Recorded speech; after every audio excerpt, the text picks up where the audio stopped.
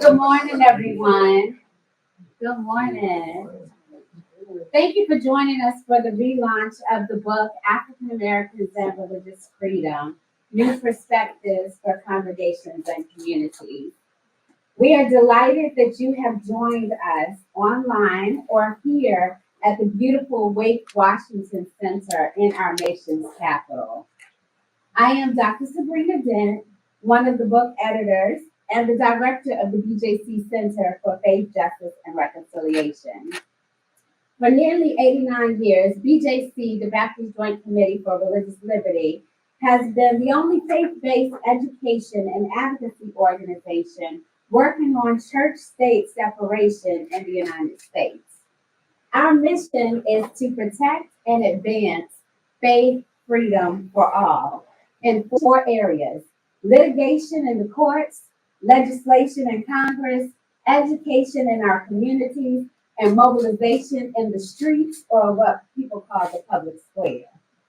Throughout the years, we continue to recognize that in order to do this work effectively, we must be committed to deepening our understanding of religious freedom through a broader justice lens.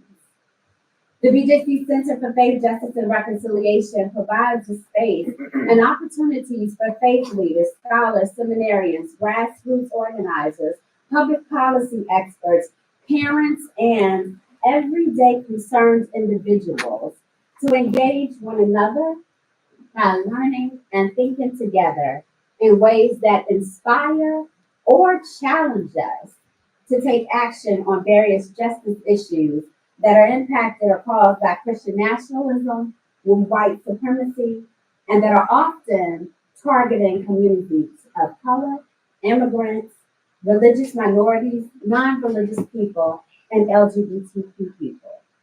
Because religious freedom is not a linear conversation or topic. It is an intersectional one that has texture and is not always pretty.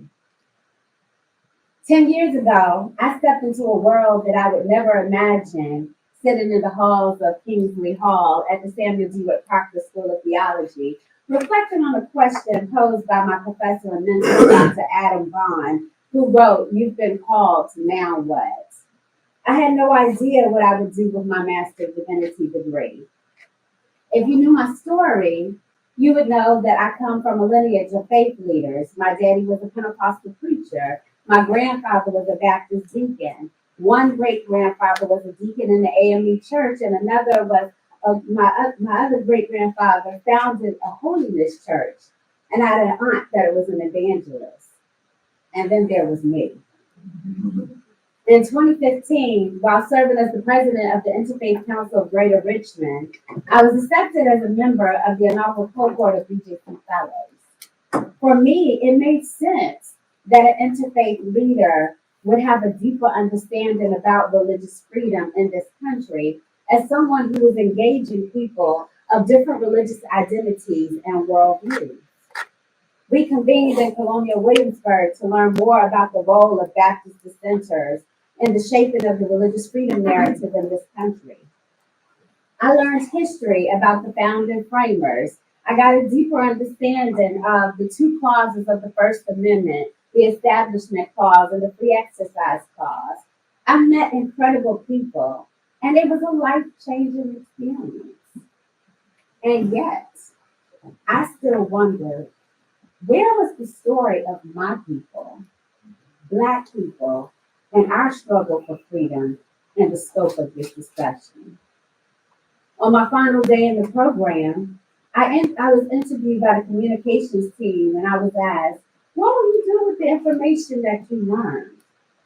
With tears in my eyes, I responded, "I'm taking it back to my community." And I have not deviated from that since.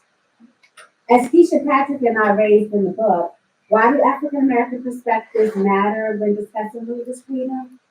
The answers are as simple as recognizing important voices on issues involving religion, and as complex as unpacking centuries of state-sanctioned slavery, discrimination, and racism on what it means to be a citizen in the United States. Because African Americans of all religious identities and none continue to struggle with the realities and the implications of America's flawed constitutional foundation and contested history of religious freedom. So here we are in 2025. Our work is still not done, but we're pausing to celebrate the second release of this timeless and necessary resource. This day has been made possible due to a number of people and organizations that have supported us on this journey. So I want to pause and say thank you to our dynamic contributing authors who not only pulled from their areas of expertise, but poured out their hearts and souls to write this book. Thank you, Rahmah Abdulaleem, Ambassador Susan Johnson Cook, Sharon J. Grant, Reverend William H. Lamar, Keisha I. Patrick, Teresa Smallwood, Eric Lewis Williams, and my co-editor, Corey D.B. Walker, for believing in a sister and walking alongside me on this journey. I want to thank my boss, Amanda Tyler, Executive Director of DJC, Dr. Anthony Penn with the Center for Engaged Research and Collaborative Learning at Rice University, and Dr. Charles Haynes, Senior Fellow at the Freedom Forum, for reading the book and supporting our scholarship. Thank you to the Henry Luce Foundation for making an investment in this research, and to the Freedom Forum for helping us to manifest and reinforce the significance of this moment. I want to thank the staff at the Wake Washington Center and Wake Forest University, Jennifer, Jenna, Hannah, and Roger, and all of my BJC colleagues, Cheryl and Carly, David, Natalie, Sabrina, Iona, Sarah, and Danielle, who worked tirelessly to make this moment happen. I want to also thank our friends at Open Tomorrow for listening to our ideas and bringing them to life in this beautiful and meaningful cover, not to mention the staff at Mount Warrior Printing. And I would be remiss if I did not acknowledge the beautiful brown boy that I love, named Xavier, who watches his mama, dare to reimagine religious freedom every day, and all the possibilities of this world being better for him and every person, no matter what they may or may not believe, how they show up, or who they love. And finally, I want to thank the 6 historically Black theological institutions: Hood Theological Seminary, Howard University School of Divinity, Interdenominational Theological Center, Payne Theological Seminary, Shaw University Divinity School, and the Samuel D. Wood Proctor School of Theology at Virginia Union University, for always creating opportunities for students to learn, believe, question, and explore their creative potential in doing the work of justice and liberation in the midst of a society that continuously tries to keep us on the margins of life. We celebrate you and your gift to theological education in the world. And to all of you who have convened here and online, thank you for being with us today. We recognize that we are all in the midst of a fire that we did not start, but we find hope and resilience and determination in this moment to propel us forward to save democracy, but most importantly, our communities and the people that we love. With that, I want to introduce the song and to present to others my beloved colleague and friend, Dr. Corey D.B. Walker, Dean of the Wake Forest School of Divinity, Wake Forest Professor of the Humanities, and inaugural Director of the Program in African American Studies at Wake Forest University, who will ground us in this moment. So thank you for being here. Good morning, everyone. Good morning. It's so good to be here. So good to be at Wake Washington. We have a large footprint at Wake Forest University. You not only get to meet us in on our campus, the beautiful Lenola campus in Winston-Salem, but here also in the nation's capital, Washington, D.C. I'm excited about today's program because it represents the culmination of an intellectual journey of a group of committed scholars, activists, policy officials, pastors, community members who are committed to broadening and deepening our democratic experience. How do we narrate a history of religious freedom in the United States? A history of a concept that in many ways has suffered from cognitive capture. It animates some of our basic structures of America, discourses around democracy, around freedom, around liberty. But if we have a critical narration of religious freedom, what are some of the things that are implicated in that narration? What does it mean to be a citizen in a nation that embraces a robust understanding of religious freedom? Today, we're going to explore those types of issues and many more with a group of committed friends and colleagues who are seeking to respond and deepen to our understanding of religious freedom in a challenging moment in our democratic life.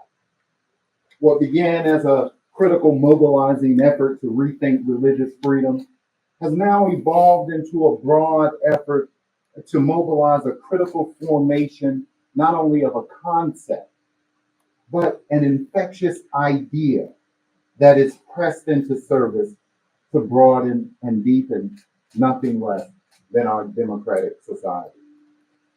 To be sure, religious freedom is more than just a series of binary opposites, religious and secular, theism and atheism, tradition and innovation. In America, religious freedom is inextricably bound with those ideas, ideologies, and institutional formations organized along the lines of race. Not just black over white, but race in a fundamental constituting aspect of how it organizes our cultures, our ideas, and our institutions. In other words, race is constitutive of religious freedom, just as religious freedom is constitutive of race. We cannot understand one without the other. Unfortunately, our political commentary and analysis of religious freedom continues to suffer from an underdeveloped examination of how race structures the very discourse of religious freedom. In our discourse, we're reminded that race constitutes America and America is constituted by race. That is neither a revolutionary nor revelatory statement. We are understanding it as simply a condition of our giving and a moment for us to develop new regimes of thinking and fresh perspectives to give us deeper understanding of democratic possibility in the U.S. In our contemporary moment, when the nation is embroiled in an intense struggle over the very future of democracy, it is imperative for us to develop critical orientation on one of our founding freedoms.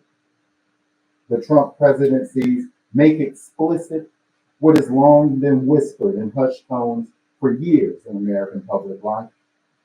Christianity, particularly white evangelical Christianity, is not only a religious orientation, it is the bedrock upon which a populist authoritarianism can live and thrive. Riding a wave of evangelical fervor and racial entitlement, Trump's political rise has capitalized on what Martin Luther King reminded us over a half century ago, the white background. Yet, our discourse of religious freedom often entails a erasure of how race and religion are deeply intertwined. Instead, we have nostalgic appeals to a religious freedom that is unscathed and untouched by white nationalist politics. This gap allows religious freedom to exist in a space largely untouched by racial critique, despite the ways it is deeply bound with America's racial history. As we move into Trump's second presidency, we must not merely reflect on this history.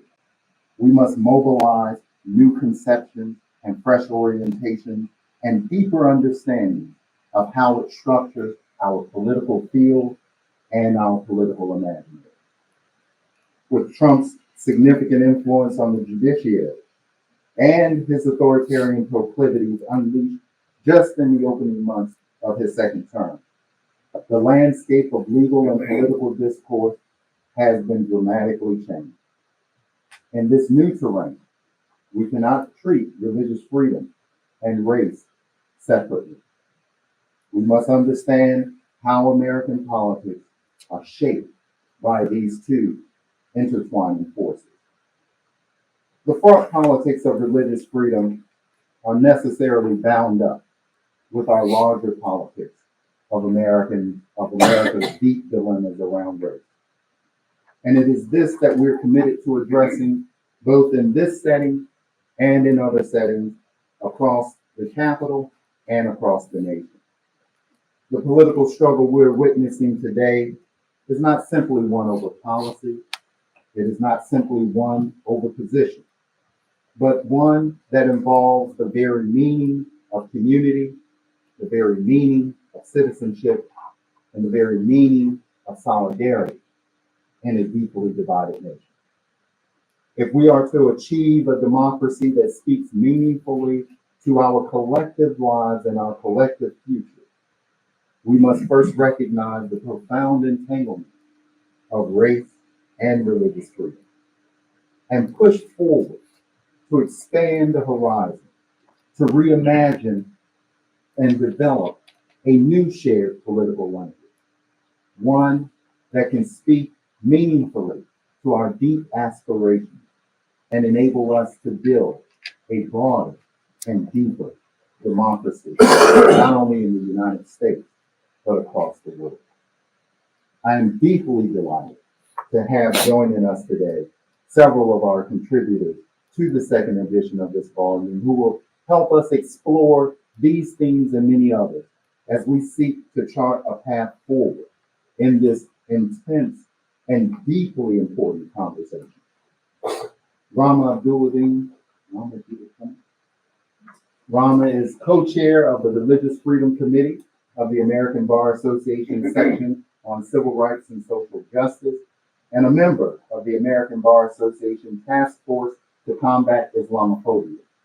She works closely with the White House during the Biden-Harris administration as a representative of the American Muslim Community Coalition on the U.S. national strategy to counter Islamophobia and anti-Arab hate.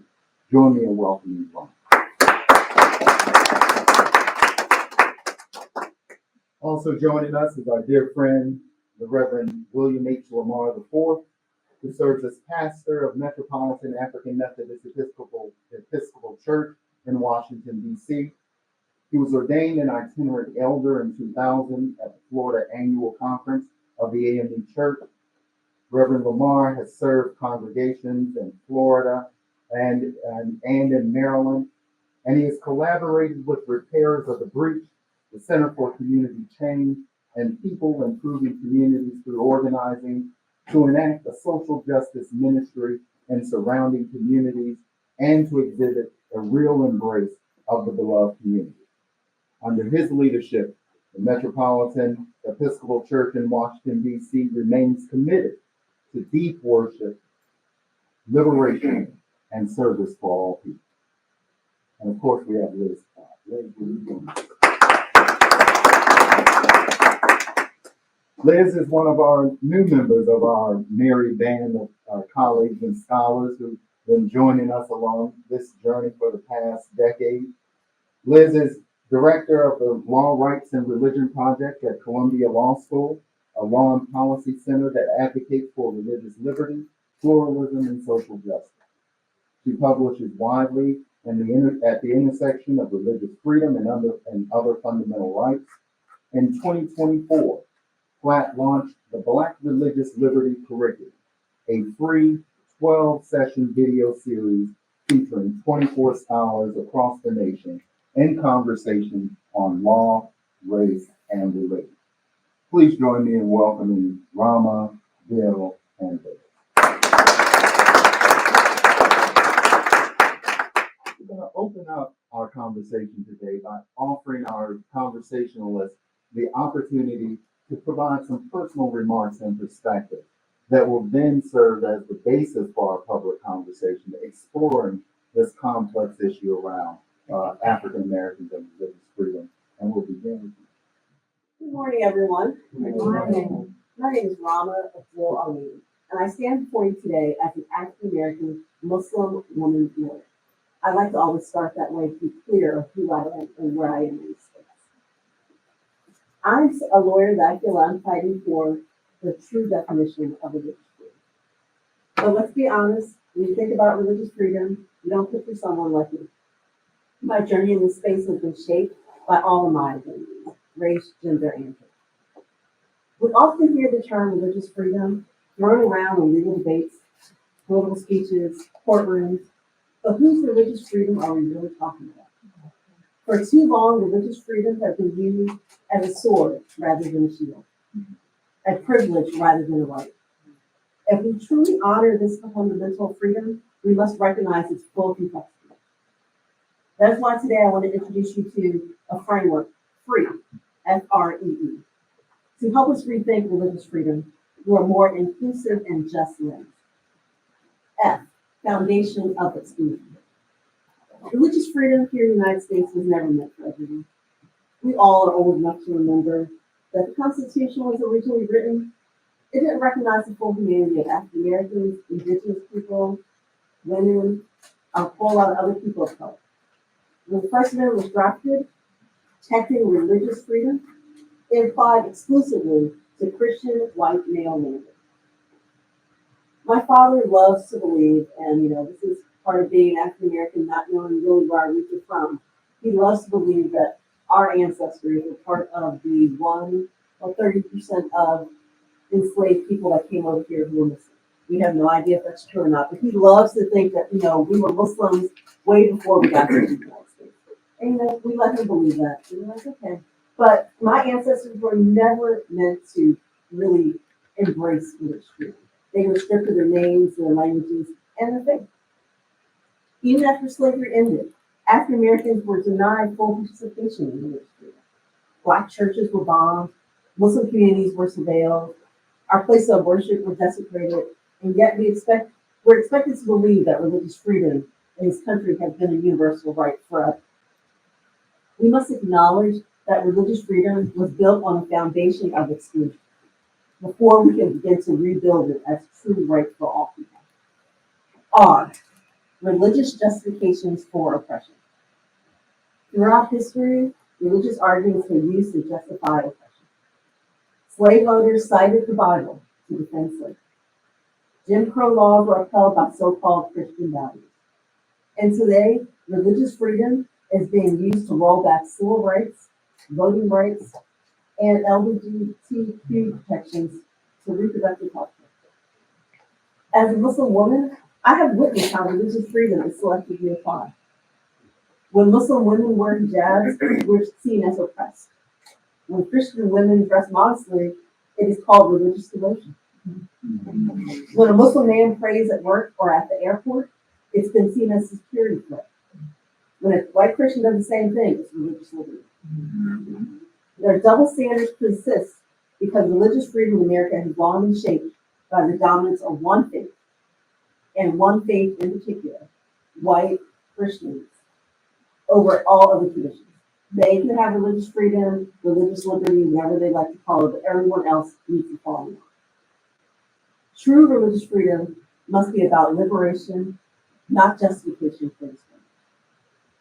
And recently, in a lot of our Supreme Court cases, we have seen religious freedom and religious liberty need a justification for this. Just think about Free Creative, where they told a woman, oh, if you don't really want to work with same-sex couples, you don't have to. Masterpiece Cake Shop, oh, you don't have to make a cake for LGBTQ because it's your religious freedom. I idea that it's okay to discriminate on any means is very questionable. E, equity and advocacy. Religious freedom cannot exist without racial and gender equity. The same people who claim to fight for religious liberty are often the first to oppose policies to protect African Americans, women, religious minorities. For example, when religious freedom is used to, block access to reproductive health care, it disproportionately harms Black women. When voting rights are suppressed in the name of moral values, it disproportionately affects Black and brown communities. When laws to protect the right to refuse service to LGBTQ individuals are based on religious beliefs, they have reinforced the hierarchy of whose rights really matter. Religious freedom should never be a tool to oppress. We must advocate for an inclusive vision of a religious liberty, one that does not elevate certain groups while silencing others. E, expanding the narrative. Dr. Dent talks about expanding the narrative all the time, so I had to put this in there. Finally, we must expand our understanding of religious freedom. For too long, it's been defined by a conservative Christian perspective that often excluded people like me. My parents can tell you, you can push me down for a little while, but eventually I come up to you. And as an African American Muslim woman, at this point in time in history, in 2025, I'm coming up to you. Because I remember when I first wrote that chapter in the book, I was at a place where I was like, oh wow, the world is changing. It's 2020, 2021, we're finally turning the corner. Who would have thought we'd be where we are now? Back in 2020. We really need to really think about ways in which religious freedom is not just about one group's right to impose their beliefs on us. It's about all of us being able to live our faith or choose not to live our faith without fear. Expanding the narrative means recognizing that Black religious life is not monotheistic. It means including the voices of Black Muslims, Black atheists, Black Buddhists, and so many others who have been sidelined in these discussions. Expanding the narrative means ensuring that religious freedom does not become a means to deny health care, to justify racism, or to dismantle democracy. It means fighting for the rights of all people, not just those in power. Religious freedom should be a pathway to justice, not a roadblock. That requires us to confront the foundation of exclusion, to reject the religious justifications for oppression, to fight for equity and advocacy, and to expand the narrative. This is the work we must commit to, not just as legal professionals, faith leaders, or advocates, but as human beings who believe in dignity, justice, and true freedom for all. The time for a narrow, exclusive vision of religious freedom is over. The time for a new, inclusive, and just vision of religious freedom is now. Thank you.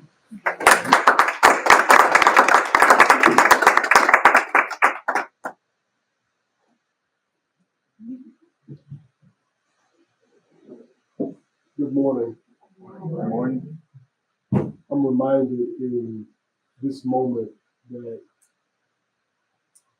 we have to remember the fullness of our humanity,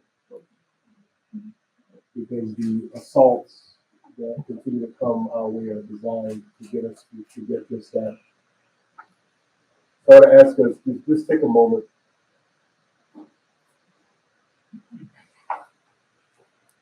to breathe in truth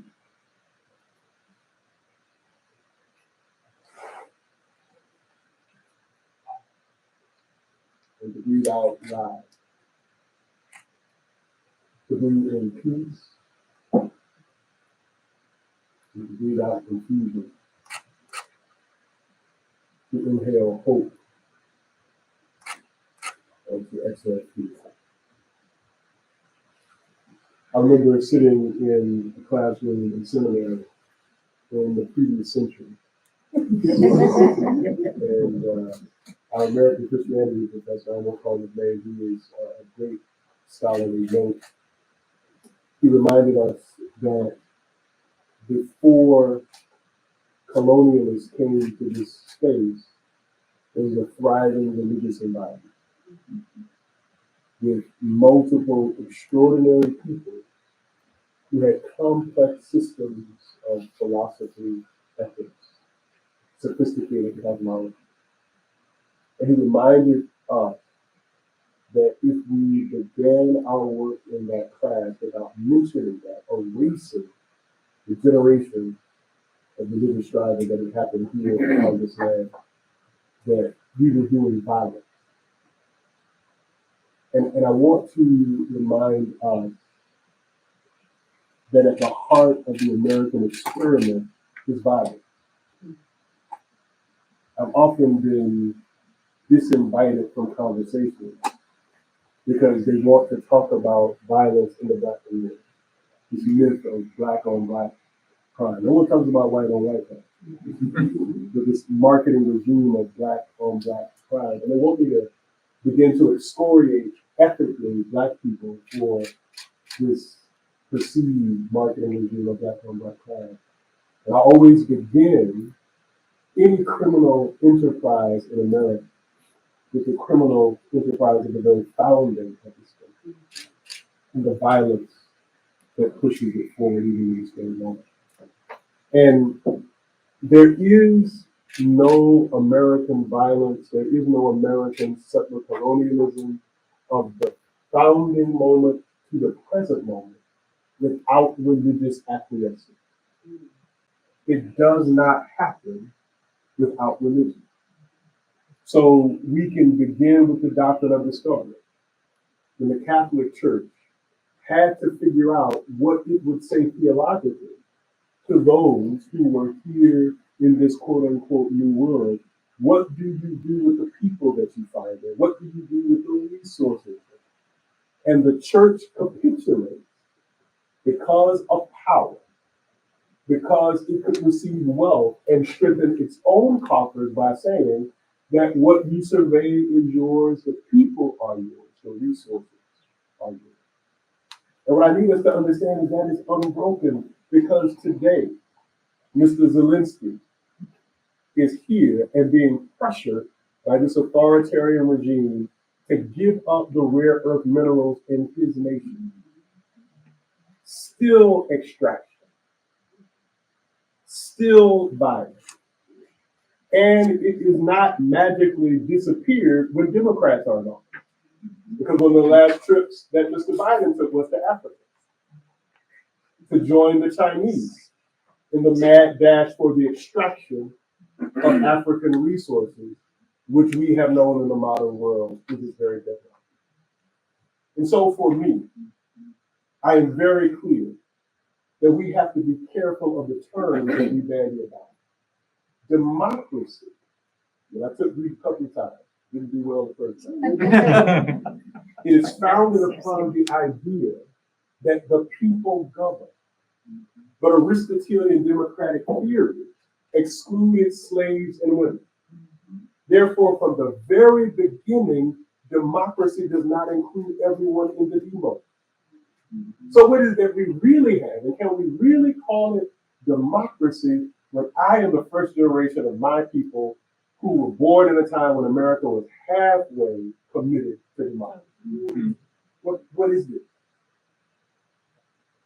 And so to call it democracy, and then to talk about religious freedom. And I went back and read what I wrote, and I stand by a lot of it, not all of it. but religious freedom in America is contingent upon supporting the American empire.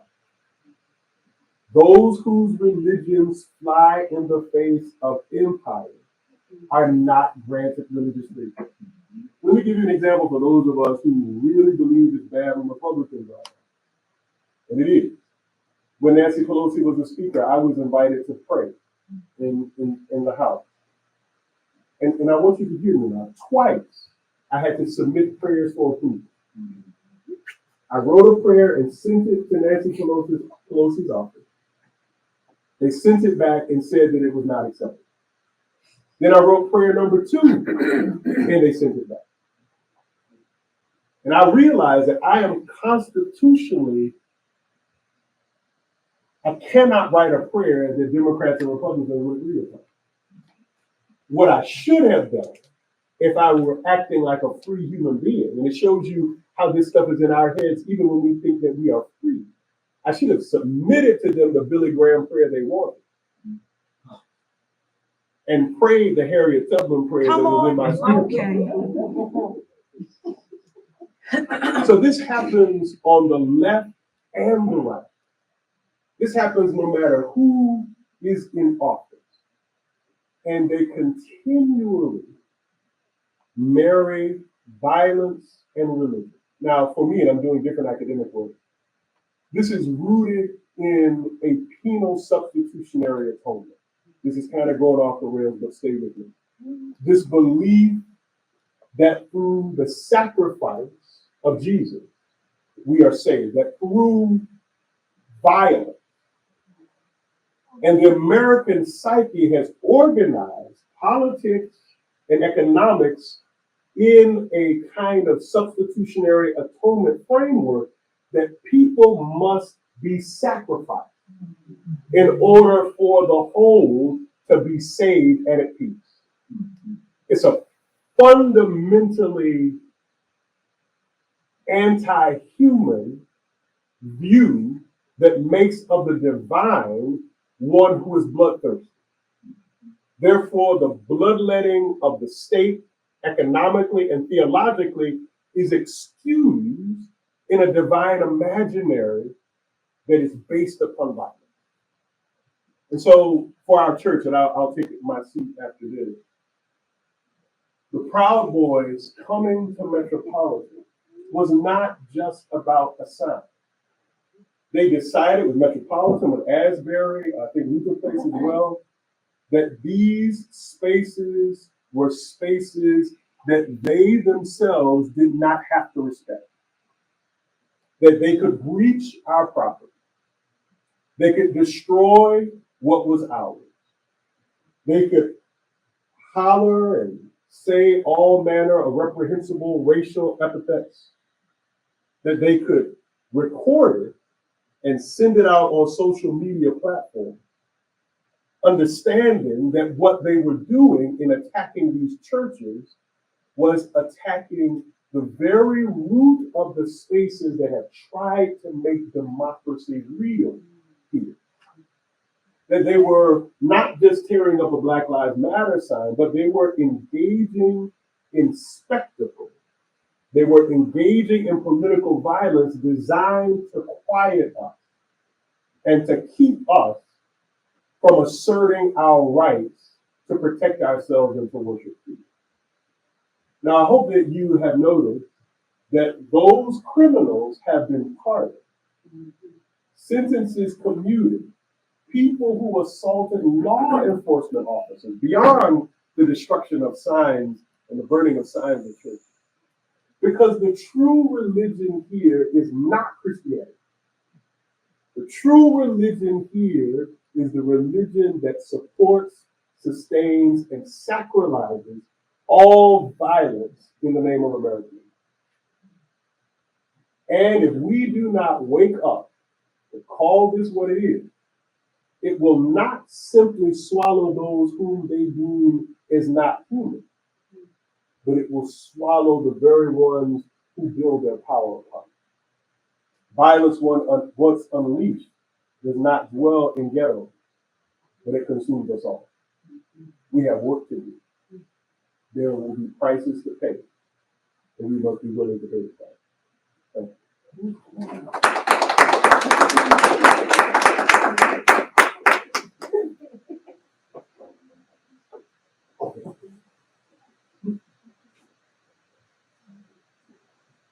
Okay. Can you hear me? Yeah, that's it. Great.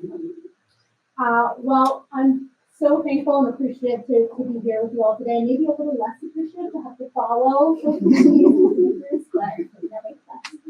And I'm also incredibly appreciative as a religious liberty lawyer of the really powerful, really needed critique of the very concept of religious freedom that African Americans and religious freedom provides, and which you don't get a lot of in the legal academy. I mean, we do a lot of debating over the kind of edges of religious freedom and different lawsuits, but not that kind of full-throated critique of this concept that underlies everything we do.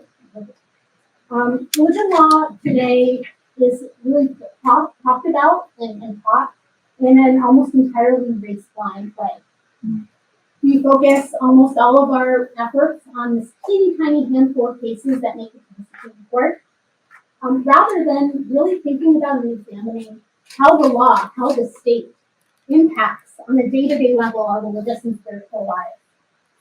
And because of this laser focus on the Supreme Court, the field of law and religion today really revolves around the beliefs, the needs, the claims of like conservative Christians, as we've sort of heard over and over today. The folks who don't want to pay for contraception, who don't want to sell the cake to same-sex couples. There have been hundreds of these cases filed over the past several years from that as part of coordinated strategies from a small handful of very well organized conservative law firms. But really, whether you're part of the group that's arguing for these claims or you're part of the group that's arguing against these claims, the fact remains that really they have consumed all of the energy.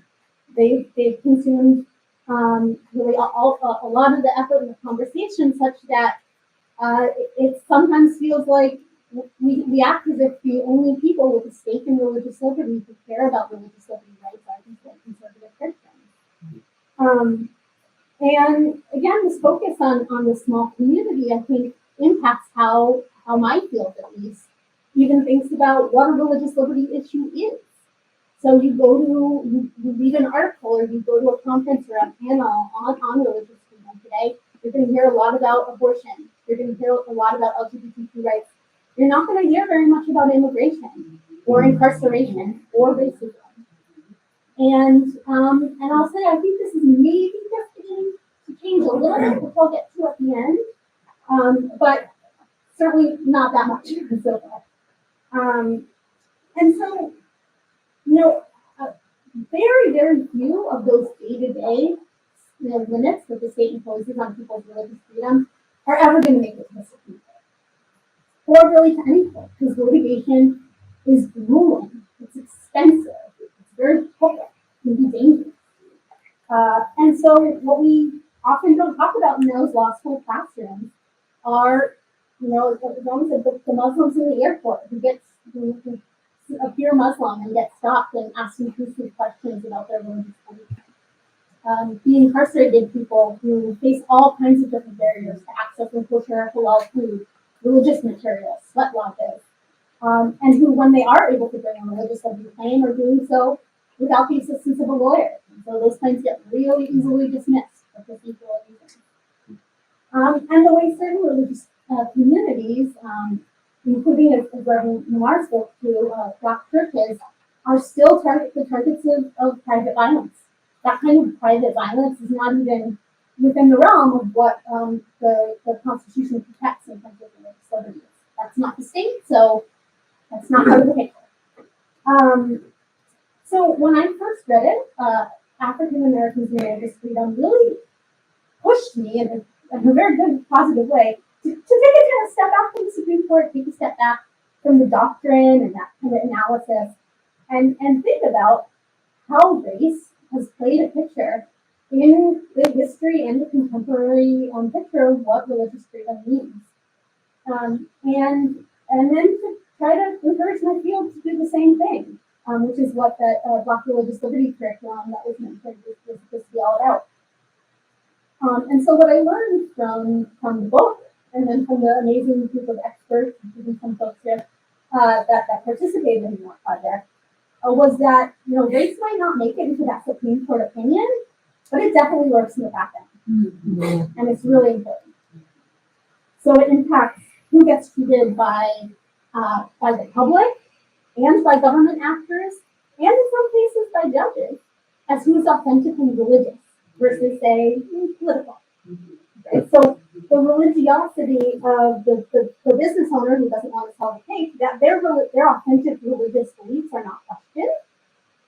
But when you get to folks who are speaking truth to power, when you get to people like the Southern Christian Leadership Conference, the Nation of Islam, or the Nation of Islam, or in Philadelphia, the Good Move, they've been labeled all sorts of things: a communist front, right? A political group, a gang, including in some cases in actual legal opinions.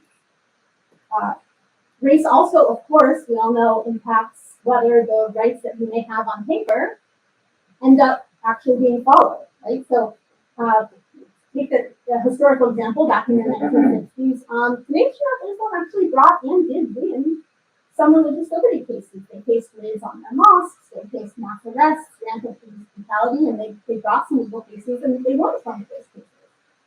But that didn't make the police harassment stop. It didn't make the raids stop.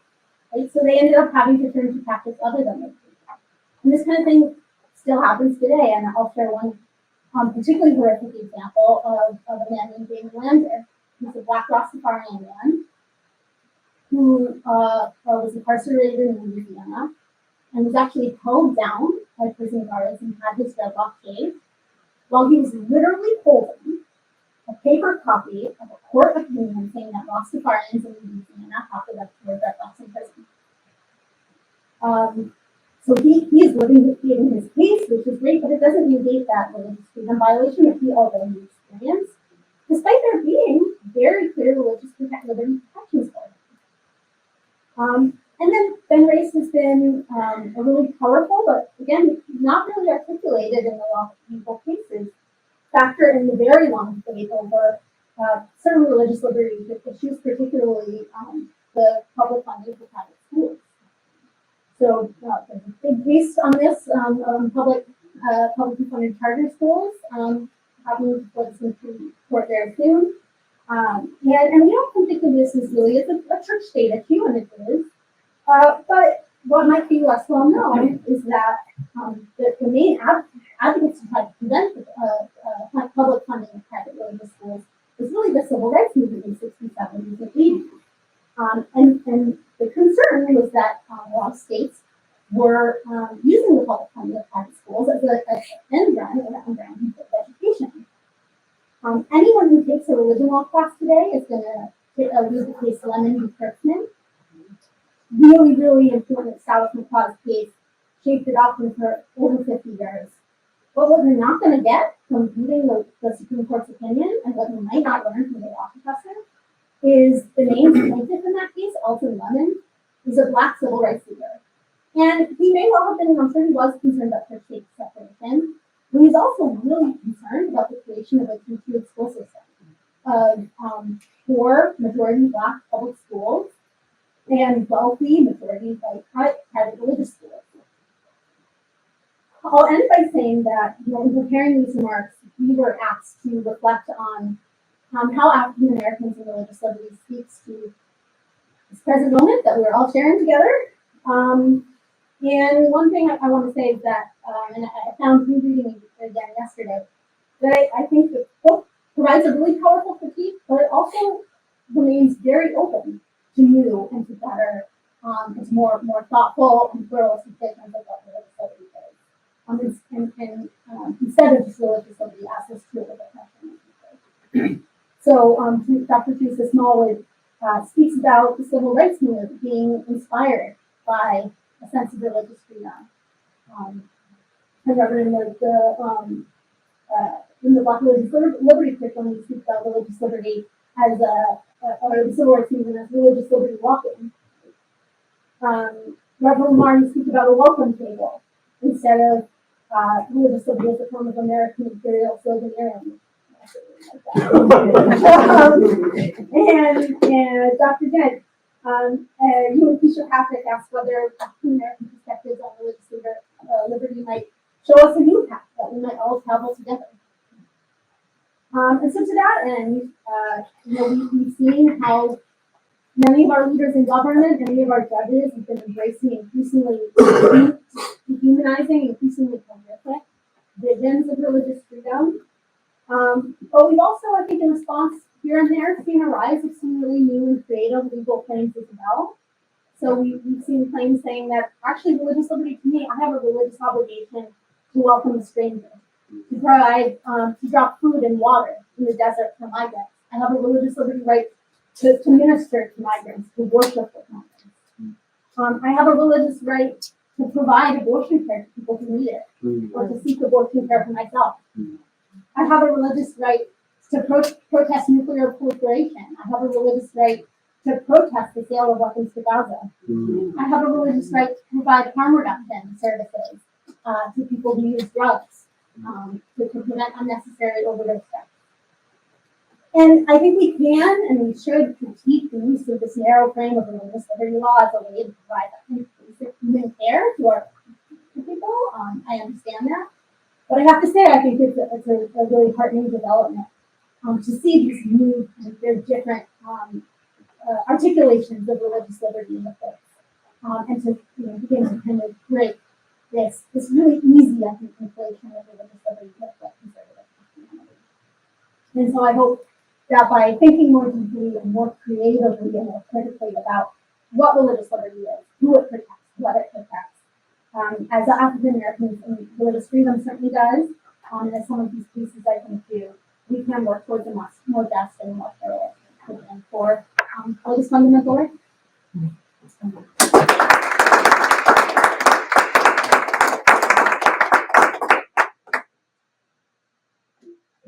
Thank you, Liz. Thank you, Rahmah, and thank you, Bill, for really setting the table for us for this conversation, reminding us of the complexities that a deep and rich pluralism presents for understanding religious freedom in a dynamic and ever-changing manner, recognizing the international and imperialist dreams of the modern nation state, the implications for that for our theological imaginations as well as our political imaginations. And Liz, you really put on the table how our intellectual discourse really engage into cognitive practice of these concepts of religious liberty and really prematurely narrow our vision. And if we take that framework as our beginning, then we prematurely interrupt the horizons of possibility, although you do gesture toward those horizons of possibility of how we can mobilize religious freedom in a more expansive manner. I want to begin with a question for Rahmah, because Rahmah brings in, provides us with a framework for thinking expansively around religious freedom and that framework of fruit. And Rahmah, I want you to really hone in on the idea that you raised as Christianity, particularly Christian supremacy, as a key issue and challenge for us in expanding our understanding of religious freedom. Can you talk a bit more of how Christianity, both its language, its practices, and the very vernacularization of Christianity in the U.S. constrains our ability to think about religion? Yeah, I definitely say, I'll give you an example. When I was in college, I went to this program called Platt at Duke University. And it was supposed to be open to all students who thought that they wanted to continue to, stretch their religious upbringing when they went to school. I went to it and realized, oh, this was only really meant for Christian students. And they made a big play and say, oh, and Jewish students. And ignore it. And I was like, I was only 17, I hadn't turned 18 yet, and I was like, just leaving home for the first time. And I remember thinking, am I really? Am I not even here? I grew up in Philadelphia that has a very large Muslim population, so that was my first experience being somewhere where they were just like, oh, you're here. And it wasn't as if they ever realized I was there. I had to do a big, stomping, tantrum, jump up and be like, there are more than just Christians and Jews in the United States. Period. There are more than just Jews and Christians at Duke University, even though it is a Methodist school. And it's really something that I think some people never really realize in their bubble. They never interact. And they're just like, oh, I don't know any Muslims. Although African Americans as a group seem to know a lot more Muslims than other groups. And I always joke that I have so many friends that have Muslim names that have no idea why their names are Muslim. But in the 70s and 80s, it was like a cool, these were the people who were kind of, cool. They all had Muslim names. But it's the idea that constantly everything is seen through a Christian lens.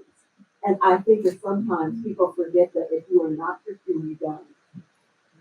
I told Dr. Dent earlier this school year, my niece just started in Catholic school, and the first day they asked them what their favorite Bible was. My Muslim niece had no idea. She was just like, can you Google it? Like, Bible? I've never seen a Bible. But, you know, they were just like, you don't have a favorite Bible verse? I said, put in favorite Bible verses for preteens and let's look at it. I mean, that's what we had to Google, but it's really the rings that you never even think of unless you are an outsider. As an outsider, you're constantly like, okay, what are Christians thinking about this right now? How am I supposed to react?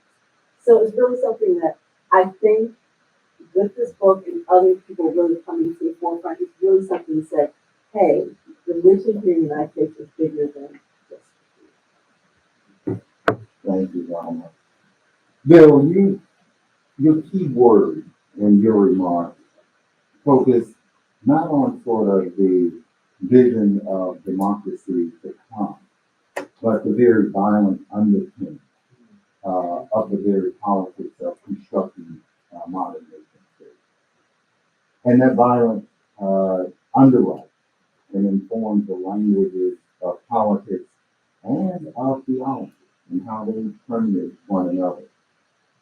Talk to us about the experiences of your congregation with the Proud Boys and how that has informed even the ways in which you agree with certain things that you did, and then you would revive more certain things that you did. So I think it's interesting that you frame it in the context of the modern nation state. And what's fascinating is, I can't remember how to read it, some of you may have read this stuff too, that we have only organized ourselves in this way for about 500 years. So there was a time when the world was not organized according to this. And of course, it's a problematic way of organizing. What you see now is very interesting. The same author talked about how you talk about tribal wars, but no one says that World War II was a European tragedy. I think about that, right? It was the tribes of Europe fighting, and the whole world is involved in it because Europe had stretched out its typical violence to extract from other places. I say that to say that we have to hold geopolitically the fact that what is happening here is happening elsewhere, and that religion is being used in Vladimir Putin's Russia, is being used in South Africa, is being used everywhere else to do this kind of dirty work. And my argument in the Trump administration saying to the Afrikaners, come on over, that we are descending into another kind of tribalism where the white settler colonial nations of the world are banding together out of a foolish demographic anxiety and other types of issues that could incinerate the whole world. Now back to down the street, 58th Street, and move out of these geopolitical back to the problem. For us, and again, they are all interlocked. You got to read Gerald Ford, who says there is no way to get out of this mess without geopolitical thinking and uniting. But for us, what we saw was an ancestral call to participate in the pushing back against the propagandized vision that we are all saved and all worship and freedom. So we leverage the law, and people are saying, hey, man, what a brilliant strategy. I wish I could take credit for it, but it was really the lawyers who I think are studying more Steve and others, and the Southern Poverty Law Center playbook, that to attach ourselves to the profit-making enterprises. Because unfortunately, a lot of this is driven by commerce. A lot of this is driven by commerce. I mean, you see the naked commerce of Trump and cash patel. This naked commerce is a part of selling these ideas to unwitting Americans often. And so when we did not get the $2.8 million, our next move was to go after the trademark. And what we're doing now is going after the platforms that allow them to continue to use the trademark to coalesce, to gather, to organize. So this is just the beginning for us. Again, Metropolitan is not doing anything new. We're following the tradition of Elizabeth Freeman, who sued for her freedom in the 1700s and the freedom of others. We're following Mother Mabel, I can't remember her last name now, whose son was murdered by the Klan.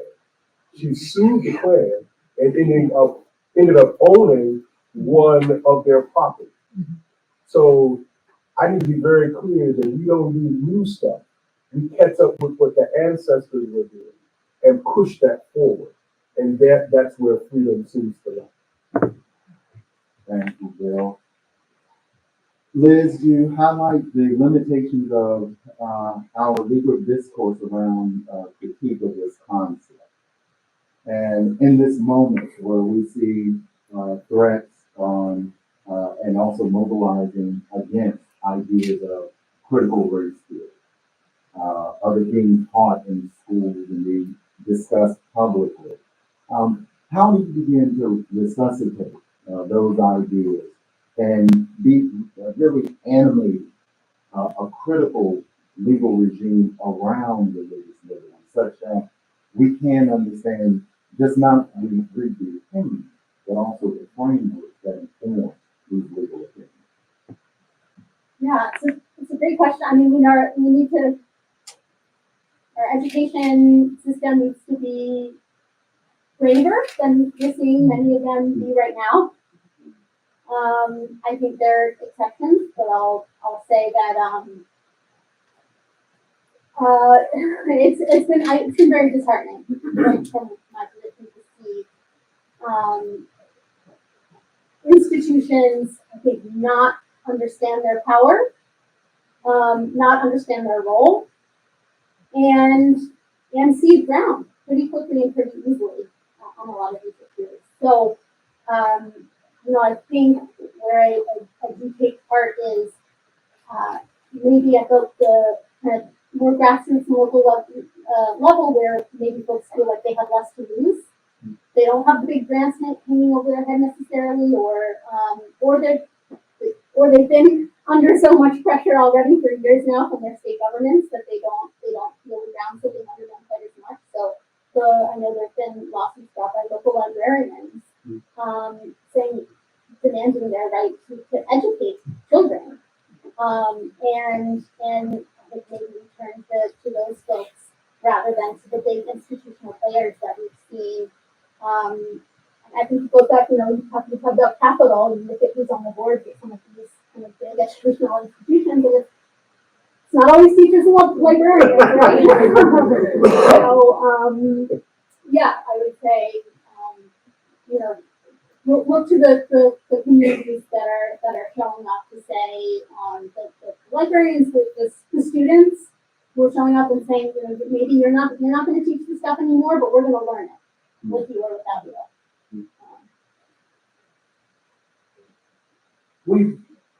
This is for the entire panel. We sort of talked around this, but I really want to hit it closely. We've looked at religious freedom and then looked at a number of issues that are implicated in our understanding. Historical discourses around politics and political theory, discourses around religion, even discourses around theology. But it seems that what we also discussed is that religious freedom is deeply implicated in other discourses around abortion, around LGBTQ rights, around immigration. How do we begin to develop this sort of critical understanding that when we're having conversations on religious freedom in the public sphere, that we're also having conversations on these other issues that are challenging us in our nation today? That it's not religious freedom in isolation. It is deeply related to these other issues that we're discussing. Well, I would say that when the adoption opinion came up and overruled Roe v. Wade, I became very distant because I really saw it as a religious case. I did not see it as a religious case. And that was because as a Muslim, I think of when life begins differently than how the majority opinion described it. And so when I started going on speaking circuit, I spoke at colleges, and what I was amazed by was the number of young people who were ready and willing to hear a religious freedom argument, even though they didn't think of it as, like so many young women came because they were like, oh, I'm pro-choice. I'm like, this is not about being pro-choice. This is a religious freedom issue. And for them to really say, oh, wow, I never thought of it that way. That's interesting. I think there's a lot of times that we have to start educating people on the ways in which religion has kind of snuck into so many different areas that we don't often think of, even prison cases. That person who was on death row who was not allowed to have a Muslim religious leader at his death, that was ridiculous. And the fact that the Supreme Court didn't step in and say, you know what, we're already going to kill him. What's going to, he could have 15 minutes with him now before he died. It makes no sense. So really starting to educate. So I really think that young people are going to make the change. I think that this is the last hurrah of this kind of, white male conservative who is kind of like, oh, I'm going to do everything my way. And there's a lot of young people who are like, I don't agree with how you think about these issues. So I really think education is going to be key because people need to be more aware of how religion impacts their daily life. I would say two things quickly. One, all religion is political. All of it. Because it is all political. It has a vision of how we ought to order the world. So when people accuse me of being political, I say to them, actually, your religion is more political than mine because you are a muscular defender of the status quo. And you do a much better job of keeping your stuff together than I'm doing changing, right? So that would be A, that you have to dispense with this foolishness that religion is apolitical in any of its iterations. And then once that is established, you must ask the religious person, what then are the politics that attend your religion?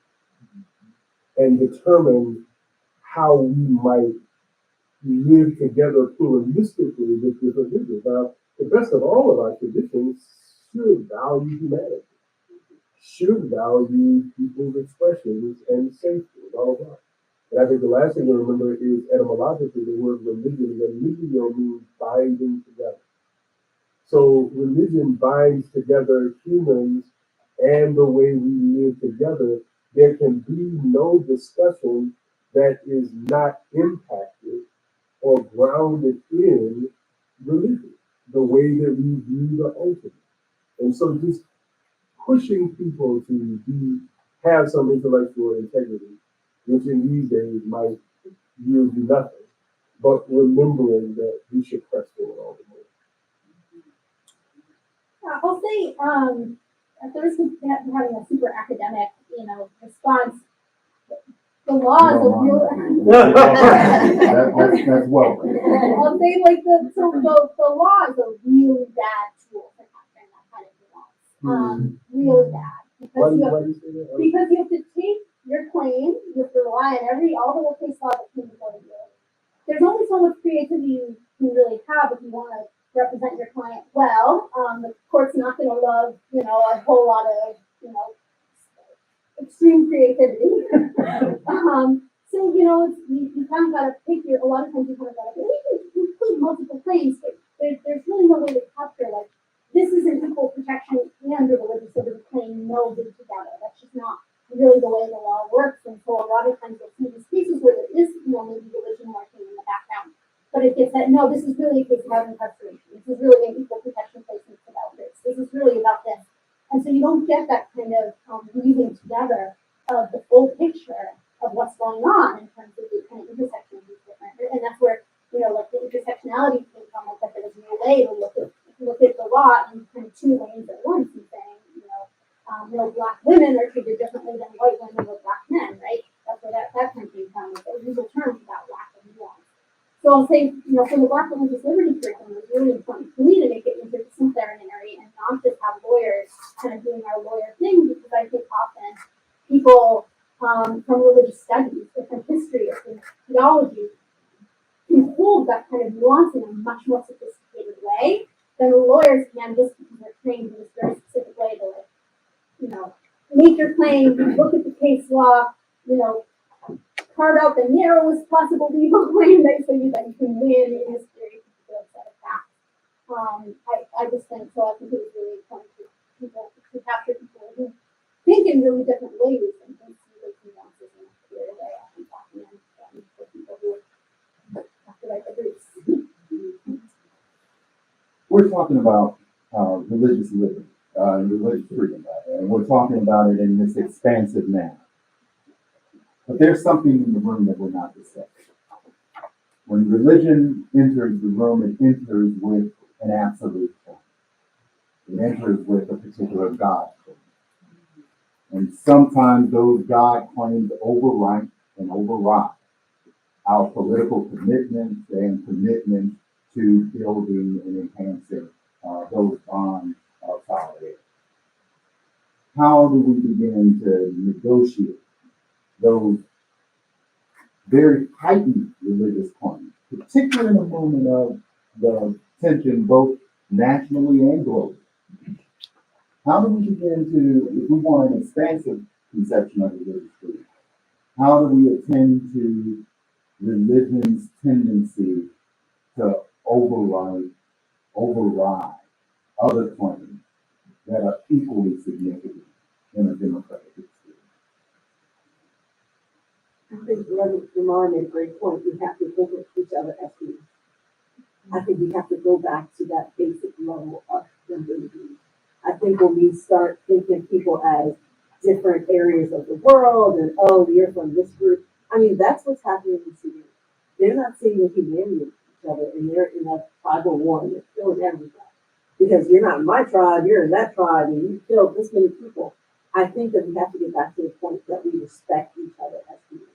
And too often we don't respect each other as humans. We respect each other as you're black, you're Muslim, you're this, you're that. We have to get back to the humanity. The whole idea that people are like, oh, we're so different. My father's a science teacher, and he'll tell you DNA, we're so much more alike than you. And we don't focus on that. We focus on that small between differences instead of all that stuff that we have in common. I can only say that the God claim begins and ends with the humanity of ourselves as well.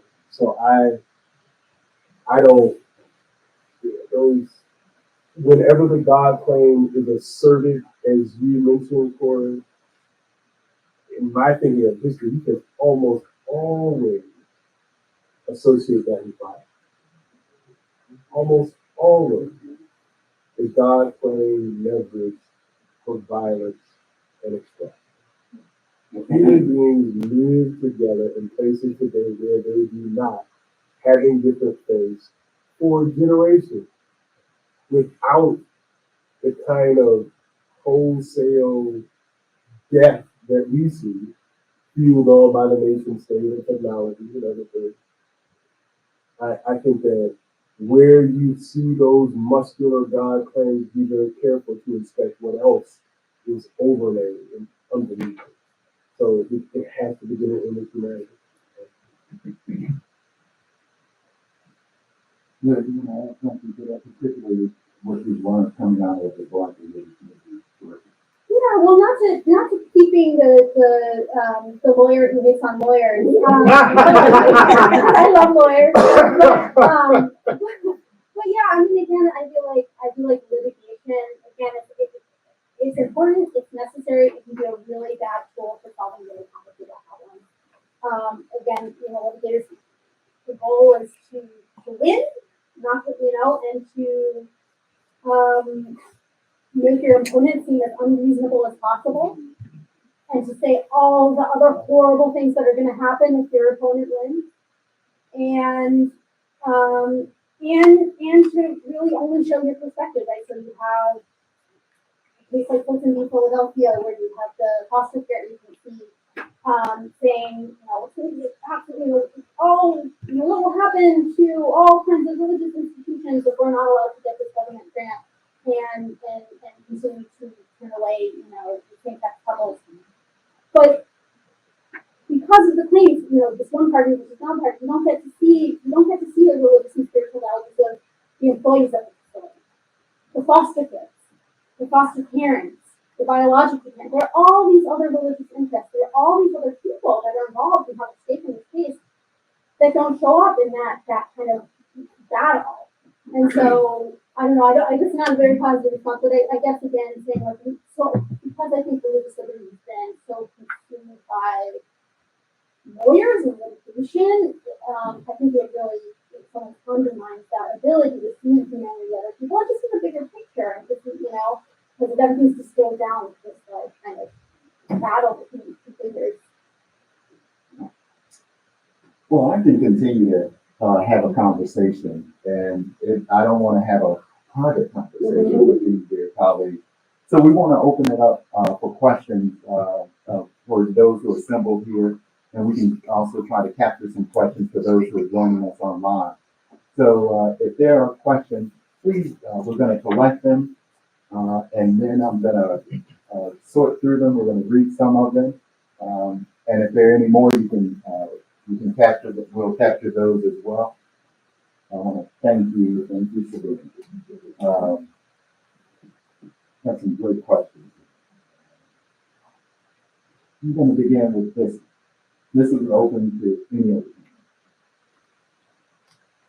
Would you speak to the pervasive cultural misunderstanding that disconnects social justice from religious freedom?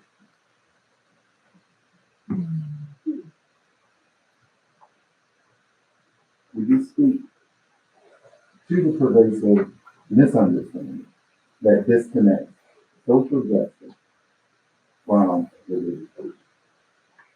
I think it's interesting because for so long, especially after the refugee, religion and the Black church and Black synagogue, Black national were really the central forces.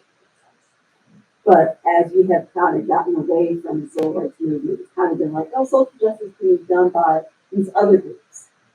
And really, the times when we were most successful was when it was done in the central area from a religious point of view, because of the connection we have with each other, that we could work together as various religious entities working together for civil rights, for voting rights. And I think that has kind of been lost by us trying to disconnect from our religious kind of foundation. In my best stab, as we have mentioned, religious liberty has been the province of the powerful. It has been legally, rhetorically, politically captured by the powerful, and it has not been in their interest to do justice. It has been in their interest to leverage it, to maintain control. And I think the flip of it is those who have been under the boot of their power have always seen it differently and have leveraged it and used it differently, from Noble Drew Ali to Marcus Garvey to Elijah Muhammad to Richard Allen to Sojourner Truth. So the list would be long, and I would think that we have to again engage in using it for the benefit of all. This is why I continue to be nourished by the power of womanism. When they say early on that, if Black women win, everybody does.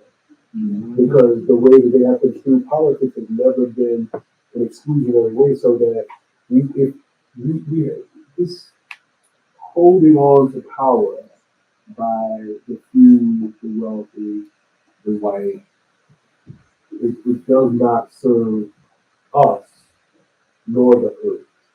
It's something that we imagine that it was not. I want to continue along this with another question that's come in, and it's very interesting.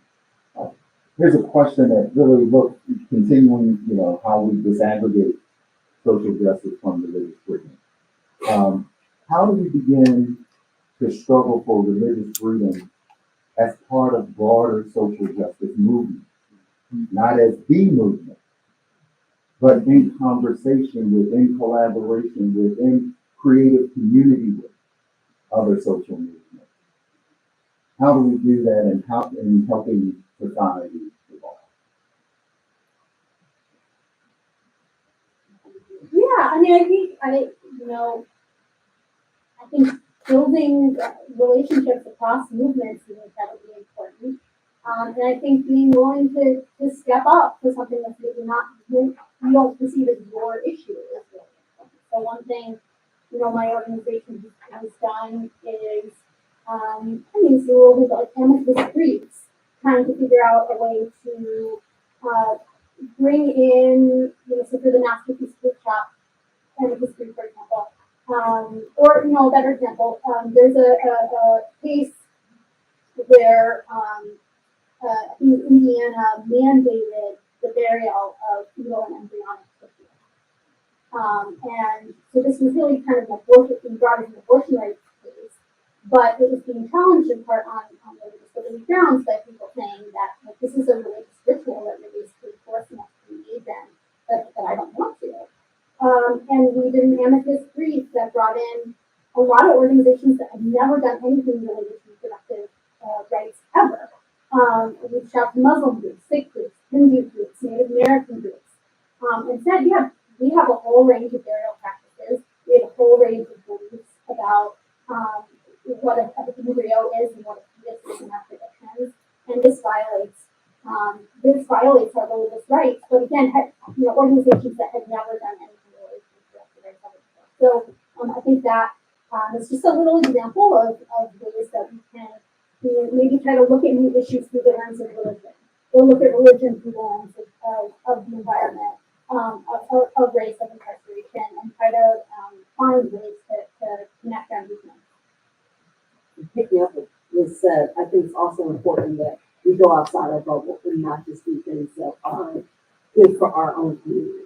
It's good for the world community. And for Muslims, we always say the Ummah, which is the community, the worldwide community. And too often you get focused on your local community, what locally helps you. And there are things such as the environment that can really use more people to be invested in it. And it just can't be, well, that doesn't affect me because that's, those are tornadoes that happen in the Midwest, or those are hurricanes that happen in Florida. As the environment changes, things that happen here in this area in DC that have never happened before. And so we really need to get more people involved in seeing, if your religion is important to you, the social justice issue is also important. Let's really come together and start working in communities with really good things.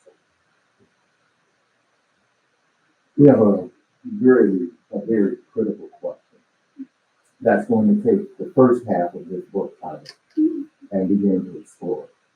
We have African Americans. And Rahmah, you began by reminding us of the deep diversity, complexity, and density of African American life, thought, and culture across space and time. And if we begin to think globally, we cannot even imagine that deep density and diversity. So when we begin to consider religious freedom, we have a question that poses an intergenerational logic to it, not about the young, but about those who are older. How do we fashion an intergenerational understanding of religious freedom that recognizes both the promise and the peril of Christian identity, Christian theology, in the midst of a pluralistic society? I can't just take African Americans as a group. And we know we have some generational tension, particularly around religious freedom. And obviously, you can't take Christianity over there. It's Christianities. And in the Black community, there are Christianities. And yeah, it's extraordinary. And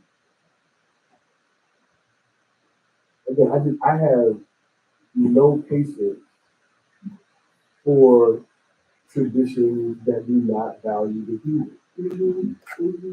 And that's where we must start. That's where we must begin. One philosopher I read said that religion really is human beings contending with death. Human beings contending with the again, no matter where our ancestors were when they were trying to figure things out, um, they struggled with the human condition. What could be known, what was unknown. And I think the African American piece at our very best, because we remember from whence we have come, it should move toward that welcome table, toward a radical hospitality for persons of all or no faith at all. And so that's my highest ethical hope for the faith. I think it's also important to remind people that it wasn't that long ago. You know, like I constantly hear like, oh, that happened so long ago, and you shouldn't be, what Elon Musk saying is like, oh, you shouldn't be, what your ancestors did shouldn't really affect you.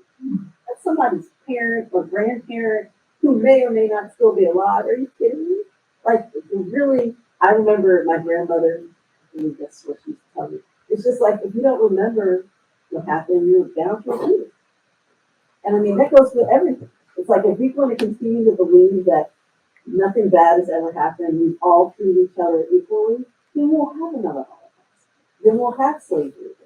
It's because we continually believe like, oh, no, that happened so long ago. I'm like, my grandfather can still remember him in tears when he moved me into this campus because he could not step foot on the campus when he was on it. He would not allow to step foot on the campus. And I was thinking, how long ago was that?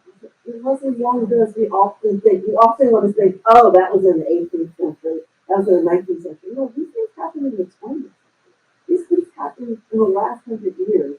We have come radically in one direction, but for a long time, we really were dividing people up by race, by color, by ethnic origin, and really trying to get people back to the idea that these things are real, facts are real, history is real, and we need to study it. Yeah. I want to pick up on a theme that's sort of underwriting this, and Bill, you just spoke about it. Not only of all religions, but also now. Oftentimes, when we think of religious freedom, we think of it as we competing religious claims in a secular sphere. What happens as we've witnessed in our society, the growing number of non-religious citizens in the U.S. How do we begin to expand understandings of religious freedom, particularly religious freedom with a growing number of African American non-religious individuals? How do we begin to understand that religious freedom is about all religions? And I think one thing that can help to humble us is the understanding that all of us who have faith claims here, if you do real, serious, scholarly work, sin criticism is a part of all of our tradition. No one here has the one right way of being a Muslim, there's one right way of being a Christian. If you track what we get as Christianity, we borrow a little bit from the Babylonians, borrow a little bit from when they were here, borrow a little bit from them. Very much like cuisine in a city like DC and New York is changed when all kinds of people come together. Faith claims are changed. And I think that if we are humble and we realize, I think everybody will believe, I do not believe that I have a corner on truth because of what I believe within my own black tradition. I do not think that I am right and everybody else is wrong. I think you judge how close I am to truth by how we treat human beings in creation. And unfortunately, I see the weaponization of faith and no faith. Because I want to be as wonderful as my colleagues on here, but I've seen now young people gravitating toward the trumpet, gravitating toward that kind of aggressive zero sum. I don't. We got a lot of deep work to do, and where these claims continue to divide, the question always is, who is served by the division? Who is served by the feeding off of these humans, this culture, this, and you know it's all part of it. So it's,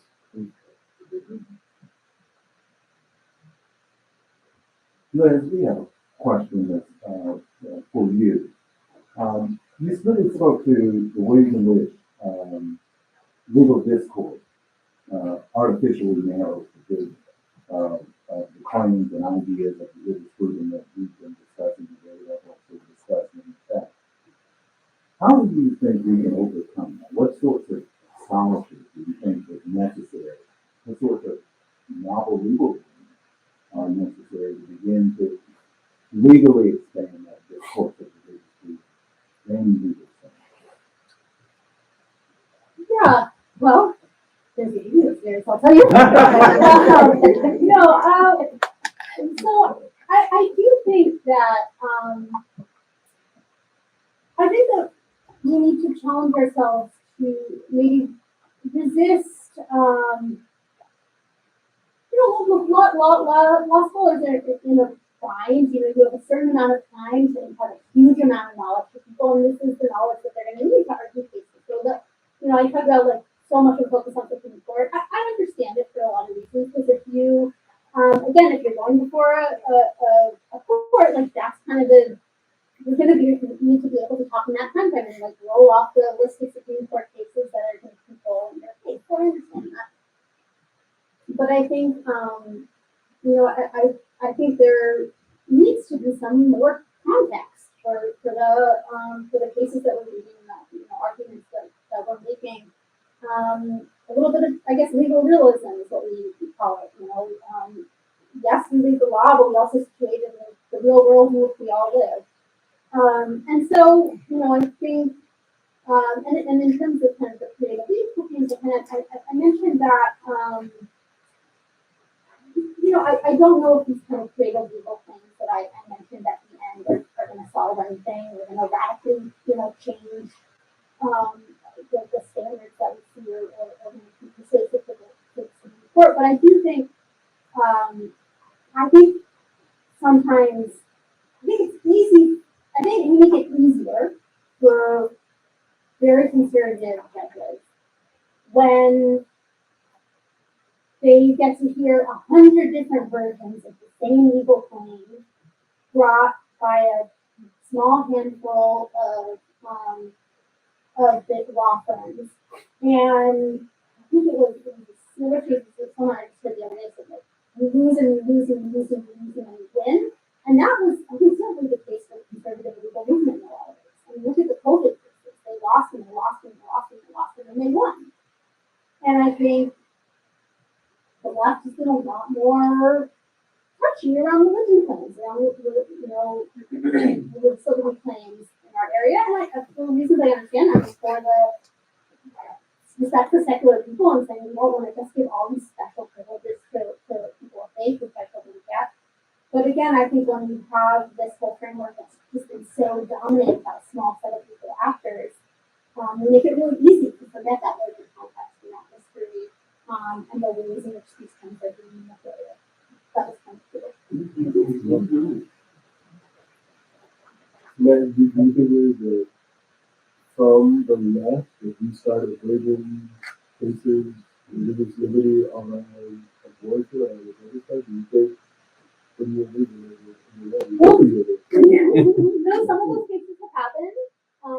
The one that's most notable is brought in state court in Indiana, and so far they've won.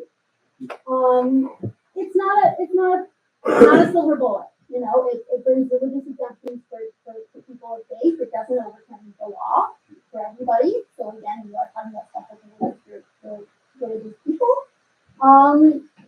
But I think it's nothing else. It's good to have that new version of rhetoric. It's so easy to say again, religion is being anti-abortion. And so I think it's one other piece of saying, like, actually, our faith commitments look a little differently than the ones you might have already read about. I do think that movement ignoring, I had no idea what that was, and I said, what is that? But I think a movement ignoring and how many people think about the things differently is going to be key. I think that as long as we continue to say like, oh, wait, this way works. There's also this other lane over here of people who are really interested in doing things differently. And I mean, Brandon Marshall, they do stuff differently than they do.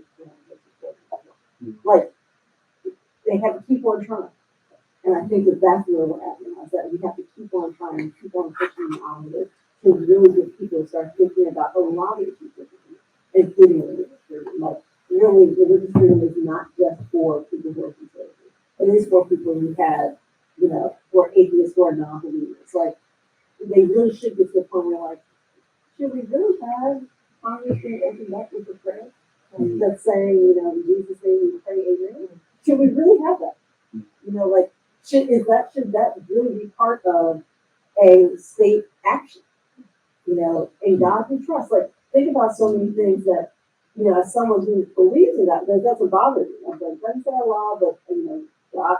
But I can imagine if you don't have that belief, how it matters. So it's really kind of getting to the point where, as movement lawyers, really get into everyone has this right. It is not just for religion. As we expand the discourse of religious freedom, drawn on the rich cultural and intellectual traditions of African Americans, we are inevitably left with the final question. And that final question is the biggest question.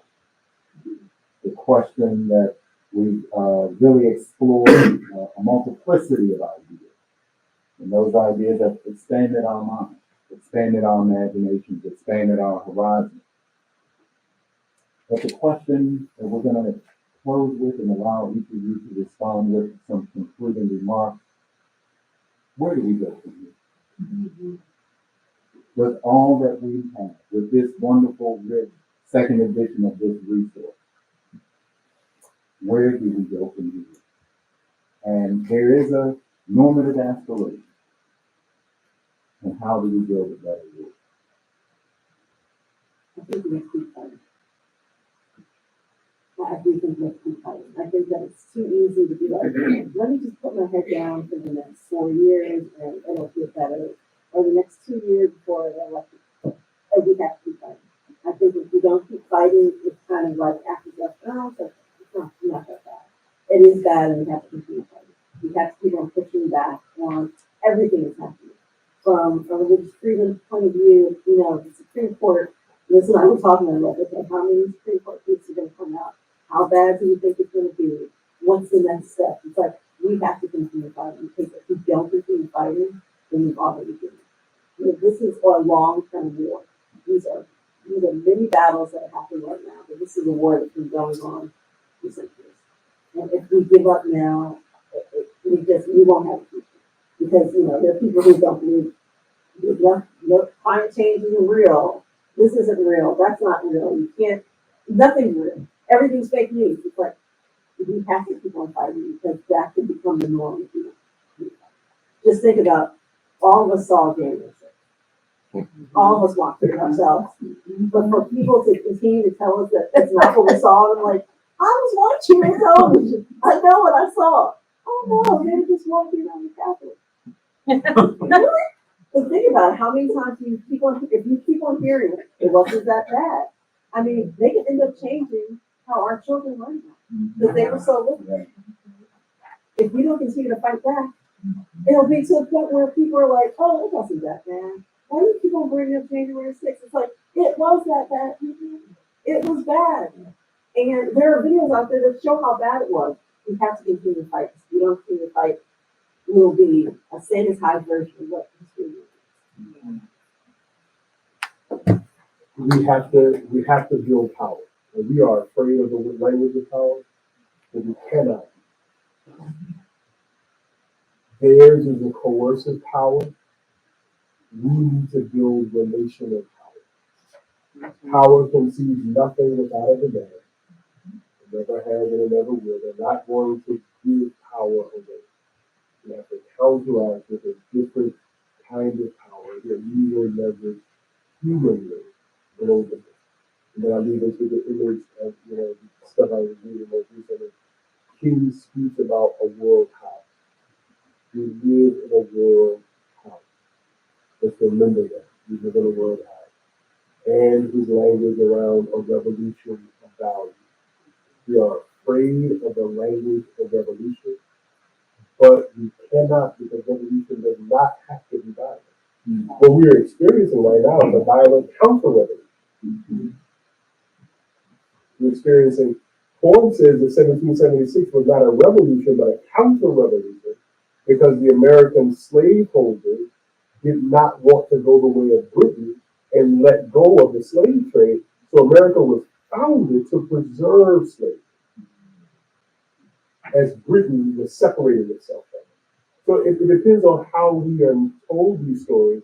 And if you do not believe that we need an economic revolution, I think you're asleep. If we need an ethical and political revolution, I think that you're asleep. We cannot be afraid of the revolution that must come if we will survive as a species and as a planet. As you're speaking, it made me think of a children's book for my 5-year-old daughter. We're going on the bear hunt. And it's like they put 100 in there. You can't go under it. You can't go over it. You have to go through it. So yeah, we're going to go through it and build power and build relationships and try things and fail and succeed and be messy and and go through. Bill, Rahmah, and Liz, thank you so very much for this conversation.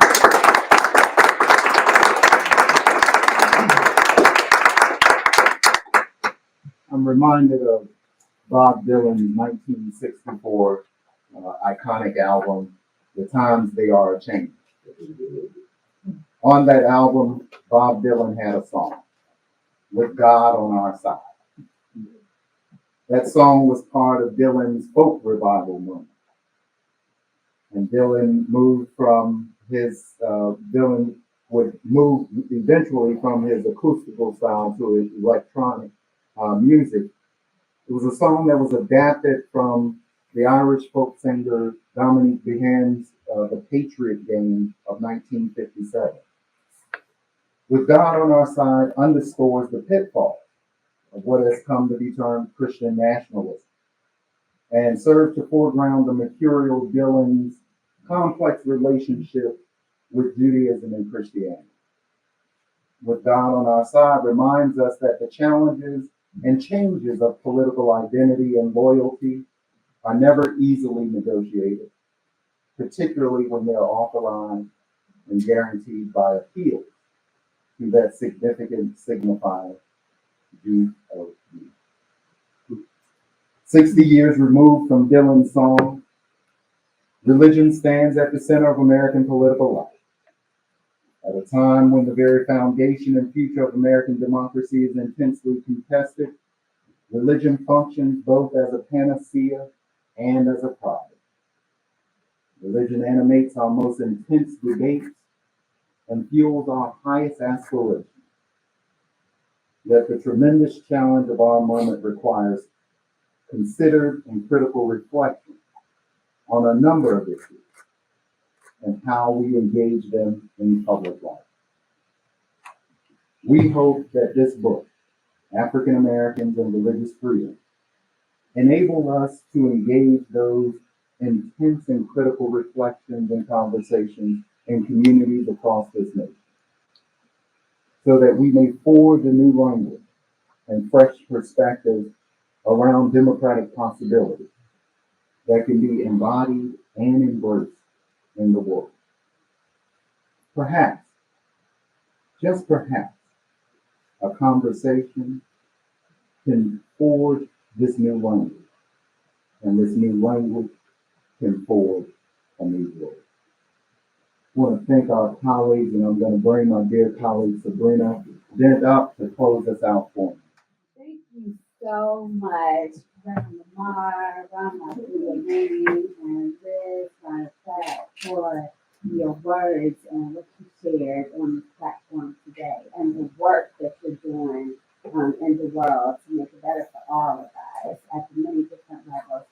And to my dear colleague, Dr. Corey Vicky Walker, thank you for the gift of your brilliance in doing this work that we have sojourned together.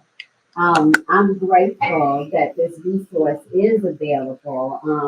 For those of you that are watching online, if you go online to bjconline.org/African Americans Religious Freedom, you can download the book for free. You can also read it on there. It's available for you to read. But also, we will have those books in print available for individuals to have. It was important to us that this information is available to the public at no charge. People shouldn't have to pay for this information because it's so necessary. And I want to also invite you to also check out the information about the cover of the book and the significance of that cover. And for those of you that have not had the opportunity, I want to seize this moment just to share more about the significance of the cover. The artwork that's featured on the cover features torn paper from the text of David Walker's Appeal to the Colored Citizens of the World. And this new cover symbolizes the ongoing quest by African Americans to realize a truly just and equitable American democracy for all people.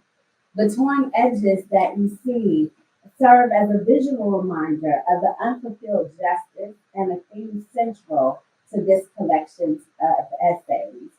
Just as Walker visions outlived him, this book's second edition continues the urgent conversation on religious freedom drawn from African American history, culture, and ideas to reimagine its meaning today. So I invite you to share this resource with the people in your communities, your families, your networks, with everyone. If you, and those of you that are in the space today, if you pick up a bookmark, pick up more than one, pass it out to your friends, because the QR code is on the back where they can scan and have access to the book. We want to make sure that we're sharing this resource with everyone. And the last thing I wanted to say, thank you to all of you for taking time out of your day to be here and to celebrate with us and to just think about religious freedom more deeply in the context of our society that will allow all of us to live and to thrive and to live into the most pleasant being of who we are as individuals. So thank you so much, and we look forward to staying connected with you, and have a great day.